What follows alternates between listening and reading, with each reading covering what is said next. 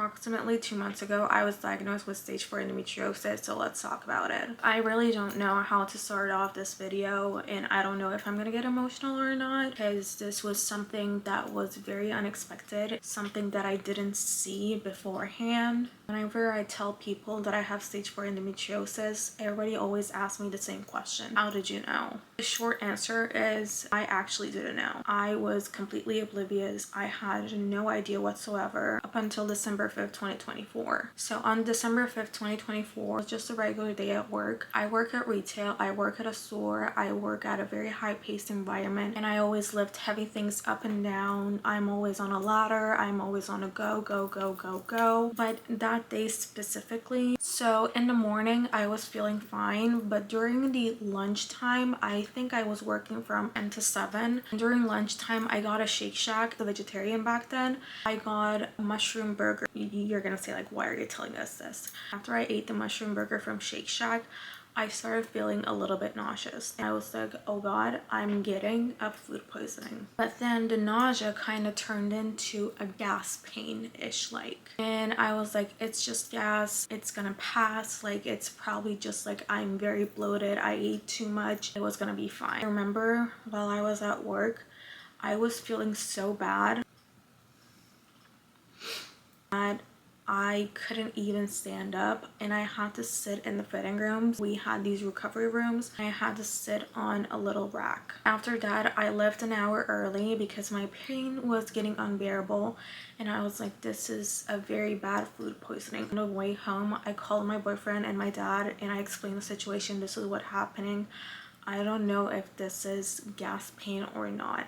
At first, I thought it was food poisoning. Then it kind of got into a more of like, do I have an appendix rupture? Like, what's going on? Because the pain was mostly on the right side of my body. And I still don't know to this day how I drove home, because from my work to home is good 40-45 minutes with traffic, and it was peak rush hour time. I went to emergency room, but while we were going to the emergency room, my symptoms gotten even worse. I started feeling numb on my right side, and they thought that something like maybe like a tumor or something, like they didn't know what was really going on, because I had no history of reproductive organs problems before. So they take me inside, they take me to a room, and multiple tests. They did a CT scan. When the CT scan came back, I kid you not, this was kind of like insensitive of the doctors to do this. I understand it's a trauma doctor. The way that he broke the news to me was kind of not so professional. He looked at me, he came in, and he had this face. I'm not joking, he said this: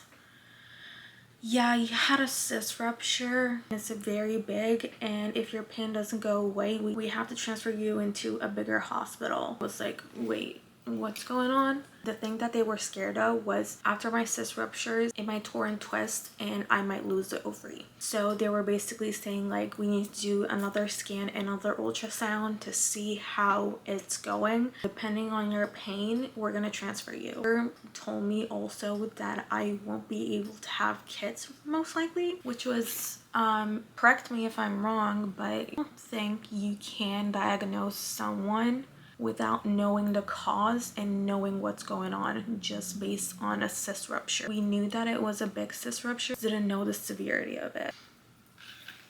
They gave me a bunch of medications and sent me home my way, but they told me to find an OBGYN because this needs to get followed up. Then now that I'm looking back at it, I actually did have symptoms. This goes back to past 2 years. For the past 2 years, I was always feeling fatigue. I was always tired. I would get nauseous out of nowhere. Periods were very heavy, or they were really short or really long. But I completely ignored those symptoms. Thought it was just me and how I was eating, because your eating habits kind of contributes to how your periods are and how your reproductive organs work. As a vegetarian, I was not eating good, I will admit that. So I thought it was just that for the longest time. I do remember back in 2023, I was at work, came into work very nauseous, and I do remember it very vividly because we had a corporate visit, and I was very nauseous, very fatigued. I was almost gonna pass out, almost had an anxiety attack. They sent me home. I didn't think too much into it. I was just like, okay, I'm just malnutritious. I need to eat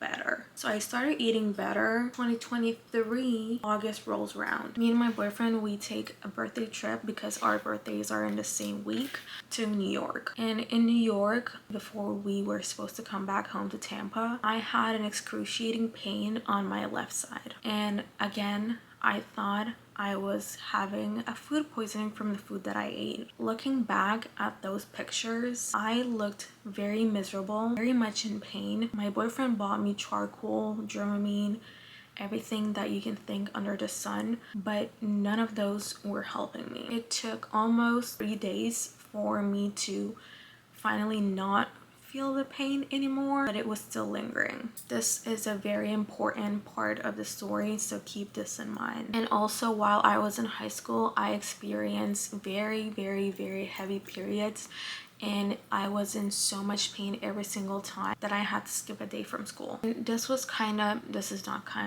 definitely on me. I wish I knew this sooner. I wish I was educated enough, but I lived in Turkey for 15 years and women's health is a big taboo over there.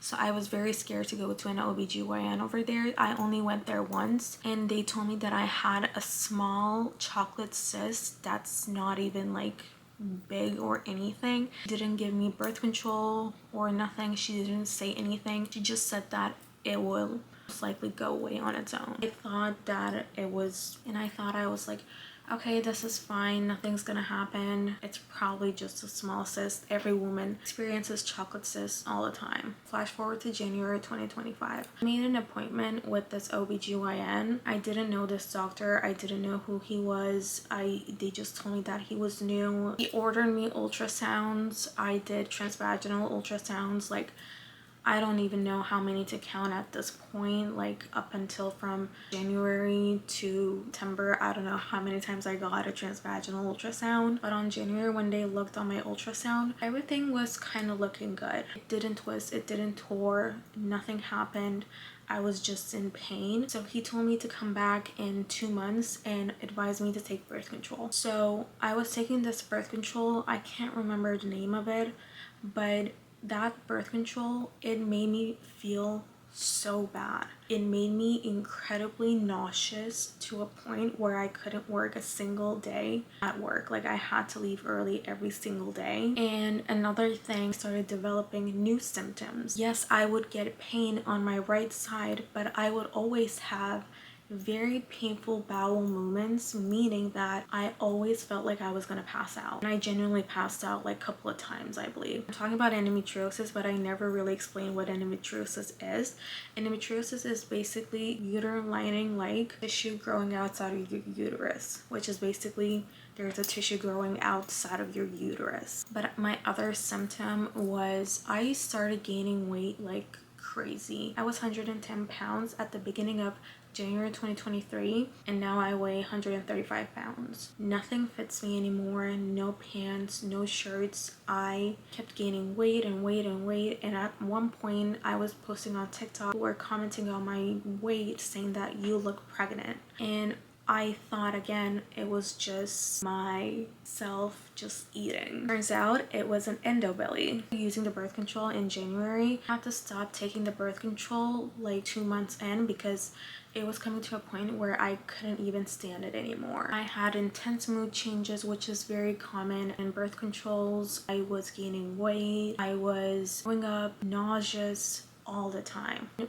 May, I went to this doctor's again and he ordered an ultrasound beforehand, so I got an ultrasound, and I should have known that it was not something good because the ultrasound took forever. So when I went to this first doctor, he basically came in inside and said like, yeah, you're gonna need a surgery, there's no other way. I immediately started crying and he said, you're most likely gonna lose your right ovary. And I was like, whoa, this is our second appointment, what is going on? It seemed and the way that he broke the news to me again was not very sensitive. He did see an endometrioma, which was a very good thing because you can diagnose endometriosis without having a laparoscopy. You can make an educated guess, but you can't fully diagnose someone that they have endometriosis unless you open them up. I didn't know that also. So after how that doctor reacted, I decided that I needed a new OBGYN. A new OBGYN, God bless him. He's amazing. He's an amazing doctor. He helped me a lot. So I go there in June and he orders an ultrasound right away, right there on the spot. Looked at my endometrioma and it was 6 centimeters big. I told him, like, the doctor beforehand told me the surgery was the only option. He was like, yes, that is a possibility in the future, but right now we can suppress it with birth control if it's gonna stay the same size, because birth control unfortunately does not shrink the cyst, it just makes it to stay same size. But this is also a case-to-case situation. In my case, that didn't work. I had follow-ups like every 3 weeks, and every time I would go to my doctors, cysts kept getting bigger and bigger. On August 29th, I was at work again and I was not feeling good. I had a brain fog, I was nauseous, I was throwing up every single day at this point. Like, I stopped taking that birth control. I started using another birth control, which stopped my nausea, thank God. I went to the ER. Told them that I have endometrioma, so they looked at it, and now my baby endometrioma was 11 centimeters big. They immediately referred me back to my doctors because they work together, the emergency room that I went to. He's like, yeah, the birth control is not working. You're gonna need to have a laparoscopy. Laparoscopy is basically them opening you up with like a bunch of cameras inside of you. I'm not going to insert the pictures over here because it's kind of traumatizing and I don't want to relive it again. He said that this is most likely endometriosis, but again, he can't be very sure unless he opens it up and sees it. He scheduled a surgery on October to get a laparoscopy, and I was, yes, in pain, but I was not in immense, like, I can't function pain until September. I went to work and I couldn't even barely breathe. I was nauseous again. I was feeling fatigue. I felt like I was gonna pass out every 2 seconds. My surgery, and after I recover, it would be like 2 to 3 weeks recover, which also didn't happen to me. Everything could have gone wrong went wrong with me. I was basically bedridden the whole month until October. Okay, this is gonna go away, everything is gonna be fine. So how laparoscopy works is that laparoscopy, like a week before your surgery, you get a pre-op appointment. They take your blood work, they look at your blood pressure. If you're taking any stimulants or anything, you need to stop taking them because they can interfere with anesthesia. So when October rolled around, I was scared, but at the same time I was happy because I was like, I'm not gonna feel this pain anymore, but I know their pain for a while is coming right now after the surgery. So they went in on my belly with 5 incisions, 2 on the right, 2 on the left, and 1 in my belly button. I used to have a belly button piercing, but he stitched it up. That was the most saddest part. I won't be able to wear a belly piercing anymore. So laparoscopy is usually a very easy procedure to get done because it is minimal invasive.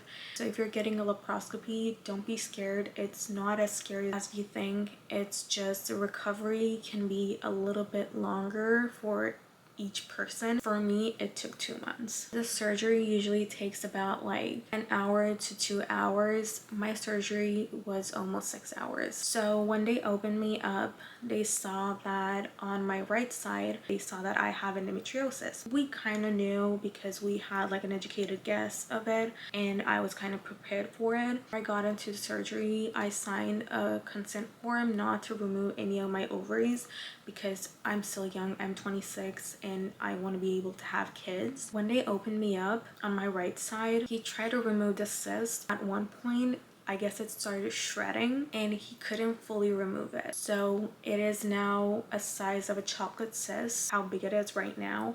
I need to go to another appointment soon, but the kick here was in New York. I had a little food poisoning. Yeah, that was not a food poisoning. Turns out my left ovary tore and twisted, And I can't think of any other time that it could have been happening, because that was the most pain that I've ever felt, and it was the same pain that I felt in December. So it was kind of on me. After the surgery, I was informed that I have stage 4 endometriosis.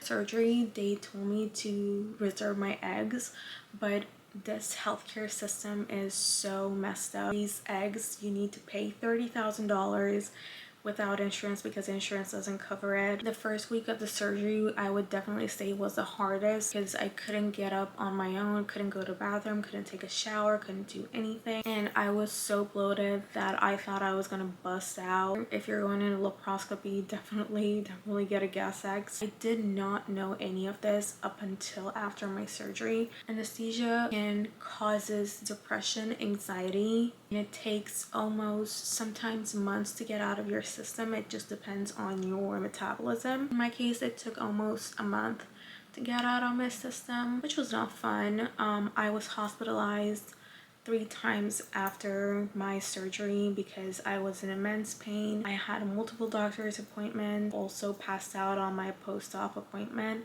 An ambulance had to come in and grab me and put me in a stretcher and take me to the ER, which was very embarrassing. But I would definitely say this, that the surgery was the easy part. It's the mental toll that it takes on you that is not talked about. Endometriosis in general is not talked about enough. Almost 10% of women globally has endometriosis, which is 190 million around the world, 6 to 7 million in the United States. And I also learned that the people who has endometriosis are most likely to have anxiety, depression. The thing is that do not stop advocating for yourself. A woman that goes into the OBGYN gets dismissed as bad period cramps, and it's just normal. That ends up being an endometriosis. The cause for endometriosis is not known, unfortunately. Genetics, it could be your immune system, it could be anything. Endometriosis research is extremely underfunded. As of 2023, this is the information that I gathered on the internet. Correct me if I'm wrong. National Institute of Health, which is a government funding center, only funded $29 million. Whereas male baldness, granted, they don't have government funding. They're really big, large private investors that invested more than $300 million for male baldness. So like I said, keep advocating for yourself. If you think there's something wrong with your body, trust your gut, because your gut is always right. I wish I knew this sooner. I wish somebody would have told me to go to the doctors, or I could have thought of like going to the doctors, but I never did. Do not make the same mistake as me. And even influence one person to go to an OBGYN. It is one person to go to an OBGYN. Yeah.